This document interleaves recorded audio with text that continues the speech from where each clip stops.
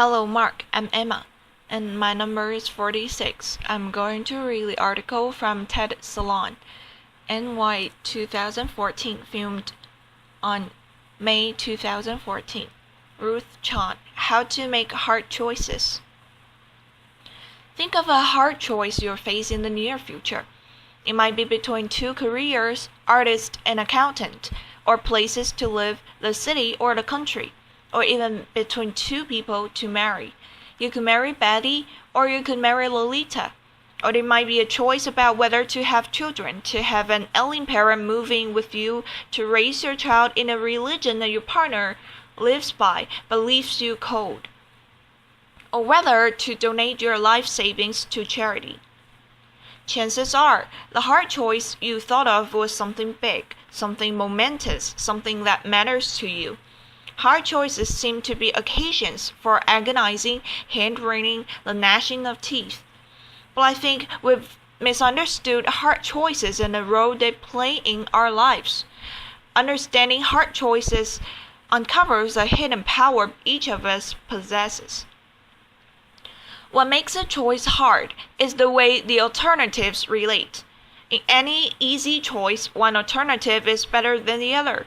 In a hard choice, one alternative is better in some ways, the other alternative is better in other ways, and neither is better than the other overall. You agonize over whether to stay in your current job in a city or uproot your life for more challenging work in a country because staying is better in some ways, moving is better in others, and neither is better than the other overall. We shouldn't think that all hard choices are big. Let's say you're deciding what to have for breakfast. You could have high-fiber brain cereal or a chocolate donut. Suppose what matters in a choice is tastiness and healthfulness. The cereal is better for you. The donut tastes way better. But neither is better than the other overall. A hard choice.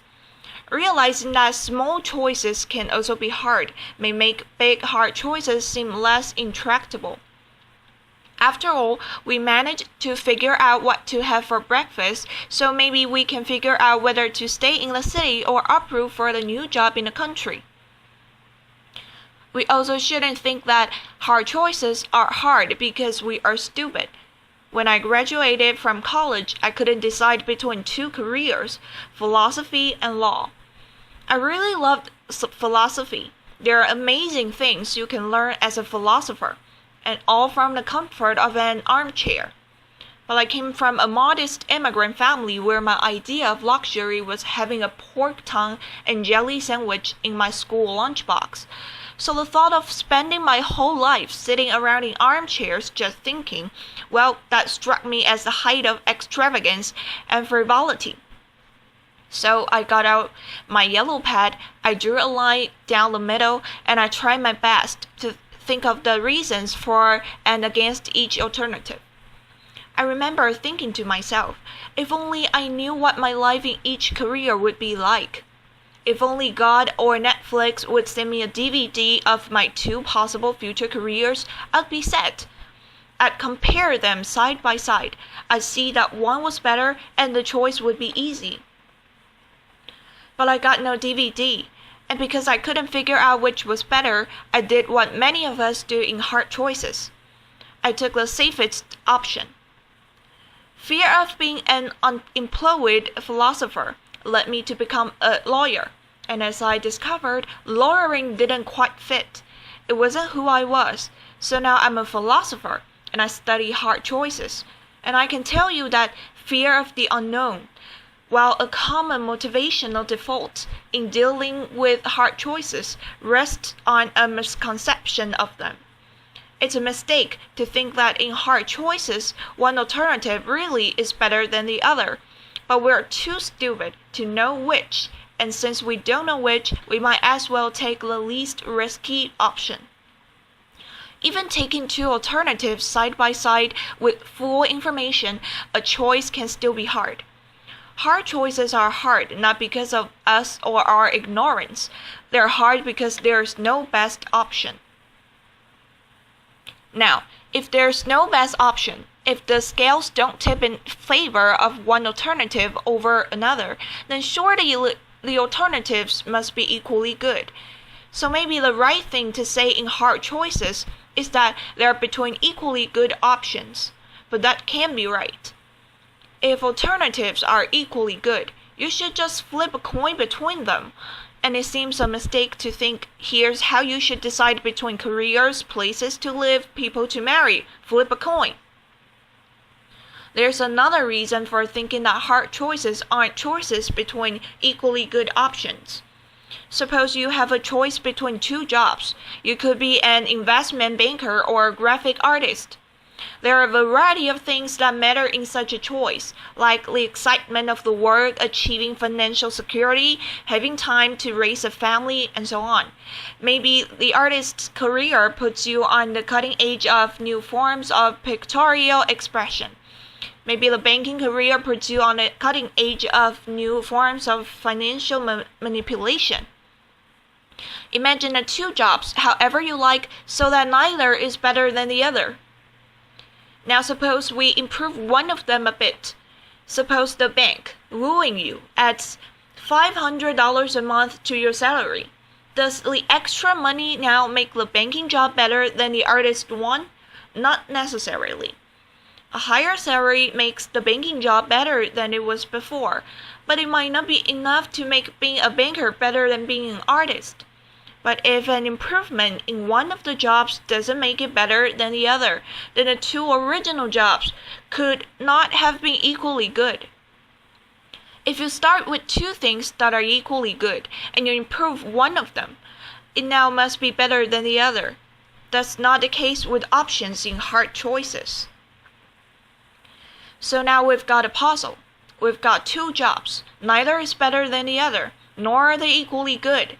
So how are we supposed to choose? Something seems to have gone wrong here.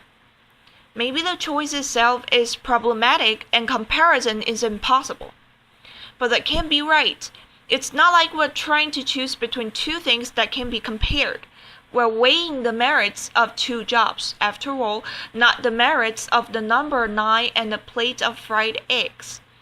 A comparison of the overall merits of two jobs is something we can make, and one we often do make. I think the puzzle arises because of an unreflective assumption we make about value. We unwittingly assume that values like justice, beauty, kindness are akin to scientific quantities like length, mass, and weight. Take any comparative question not involving a value, such as which of two suitcases is heavier. There are only three possibilities. The weight of one is greater, lesser, or equal to the weight of the other. Properties like weight can be represented by real numbers 1, 2, 3, and so on, and there are only three possible comparisons between any two real numbers. One number is greater, lesser, or equal to the other. Not so with values. As post-Enlightenment creatures, we tend to assume that scientific thinking holds the key to everything of importance in our world, but the world of value is different from the world of science. The stuff of the one world can be quantified by real numbers, the stuff of the other world can't. We shouldn't assume that the world of lengths and weights has the same structure as the world of what we should do. So if what matters to us, a child's delight, the love you have for your partner, can be represented by real numbers, then there's no reason to believe that in choice there are only three possibilities, that one alternative is better, worse, or equal to the other. We need to introduce a new fourth relation beyond being better, worse, or equal that describes what's going on in hard choices. I like to say that the alternatives are on a par. When alternatives are on a par, it may matter very much which you choose, but one alternative isn't better than the other. Rather, the alternatives are in the same neighborhood of value, in the same league of value, while at the same time being very different in kind of value. That's why the choice is hard. Understanding hard choices in this way uncovers something about ourselves we didn't know. Each of us has the power to create reasons. Imagine a world in which every choice you face is an easy choice. That is, there's always a best alternative. If there's a best alternative, then that's the one you should choose, because part of being rational is doing the better thing rather than the worst thing, choosing what you have most reason to choose. In such a world, we'd have most reason to wear black socks instead of pink socks, to eat cereal instead of donuts, to live in a city rather than a country, to marry Belly instead of Lolita. A world full of only easy choices would enslave us to reasons. When you think about it, it's nuts to believe that the reasons given to you dictated that you had the most reason to pursue the exact hobbies you do, to live in the exact house you do, to work at the exact job you do.